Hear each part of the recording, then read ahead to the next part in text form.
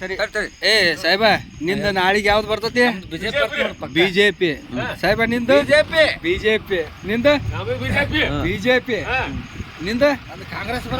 ಕಾಂಗ್ರೆಸ್ ಧರ್ಮಸ್ಥಳಕ್ಕೆ ಹೋತ್ ನಾನು. ಧರ್ಮ ಕಾಂಗ್ರೆಸ್ ಬರ್ಲಿಲ್ಲ ಅಂದ್ರೆ ಮುಂದಿನ ವರ್ಷ ಬರ್ಬೇಕಂತೇಳಿ. ಸಾಹೇಬ ನಿಂದ ಬಿಜೆಪಿ ಅಂದ್ರೆ 1 2 3 4 5 ಬಿಜೆಪಿ ಐತಿ. ಒಂದ ಕಾಂಗ್ರೆಸ್ ಐತಿ. ಅಲ್ಲ ಹೇಳಕ್ ಬರಲ್ಲ. ಇಲ್ಲ ಎಕ್ಸಿಟ್ ಸಮೀಕ್ಷೆ ಫೇಲ್ ಆಗ್ಬಹುದು. ಅಲ್ಲ ಆಗುಲ್ಲ.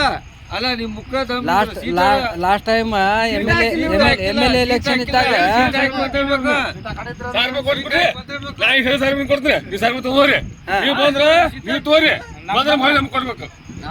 ಕಾಂಗ್ರೆಸ್ ಬಂದ್ರ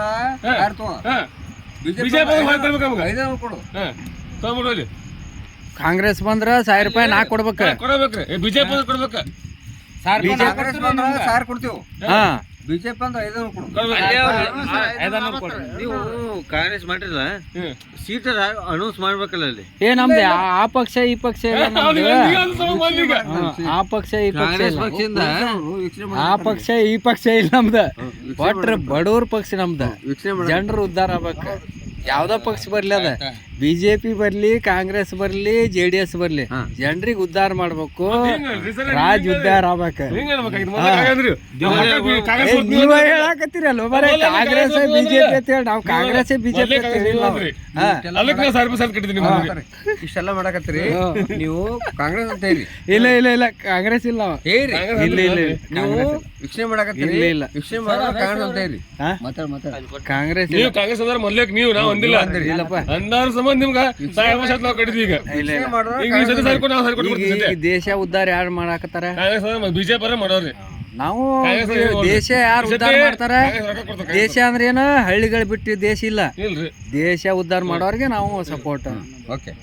ಈಗ ಹೆಂಗ್ ಕೊಟ್ಟ ರೊಕ್ಕ ಕೊಟ್ಟು ಹೆಂಗ್ ಮಾಡ್ರಿ? ರೊಕ್ಕ ನಾಳೆ ಈಗ ಕೊಡುದಿಲ್ಲ. ನೀವು ಕಾಂಗ್ರೆಸ್ ಬಂದ್ರ 1000 ಕೊಡ್ತೀವ್ರಿ. ನೀವು ಬಿಜೆಪಿ ಬಂದ್ರ 500 ಕೊಡ್ರಿ. ಸಾಕಂಗ ಹೆಂಗಂದ್ರಿ ಕಟ್ಟಿ ಕೊಟ್ಟಕ್ಕ ಇದೇನೋ ಮರೆ ನನಗ ತಲೆ ಕೆಡ್ಸಕತ್ತಿದ್ರಿ ಅಲ್ಲಿ. ಇಲೆಕ್ಷನ್ ನಮ್ಗೆ ತಲೆ ಇಲ್ರಿ. ಬಿಜೆಪಿ ಬಂದ್ರ 500 ಕೊಡ್ರಿ. ಕಾಂಗ್ರೆಸ್ 1000 ಕೊಡ್ತೀವಿ. ರೊಕ್ಕ ಹಿಂಬಲ್ ಓದಬಿಡ್ರಿ ನೀವು. ಓ ಸರಿ ಅಂದ್ರ ಇದ್ರ ಅರ್ಥ ಬಿಜೆಪಿನ ಬರ್ತೈತೆ 100%. ಕಾಂಗ್ರೆಸ್ ಬರಲ್ಲ ಸರ್. ಅದಕ್ಕಾಗಿ ಬಿಜೆಪಿ ಬರತೈತಿ. 500 ತಗೋಬೇಕಂತ ಅವ್ರದ್ದು. ನಮ್ಗೆ ಖರ್ಚು ಮಾಡಿ ತೋರಿ ಅಂತಾರ. ನಿಮ್ ಬಂತು ಸಾರಿ ಕೊಡ್ತೀವಿ. ಮತ್ ನೀನ್ ಬೆಟ್ ಕಟ್ಬಿಡ ಅವ್ರ ಜೋಡಿ. ಅಲ್ಲ ಅವ್ರ ಜೋಡಿ ಬೆಟ್ ಕಟ್ಬಿಡ. ಮಾತು ಕೇಳಲ್ಲ ಸರ್. ಏನ್ ಮಾಡೋದು? ನಿನ್ ಹೆಂಡ್ತಿನ ನಿನ್ ಮಾತು ಕೇಳಂಗಿಲ್ಲ. ಕಾಂಗ್ರೆಸ್ ಹಾಳಾಗಿ ಹೋಗಂದ 2,000 ಕೊಡ್ತಂತ ಮಾಡಿ ಅಂತ 2,000 ಮನ ಮಾಡಿ. ಸರಿ ನೋಡೋಣ. ನಾಳೆಗೆ 5 ಅನ್ಕೊಡ್ದ.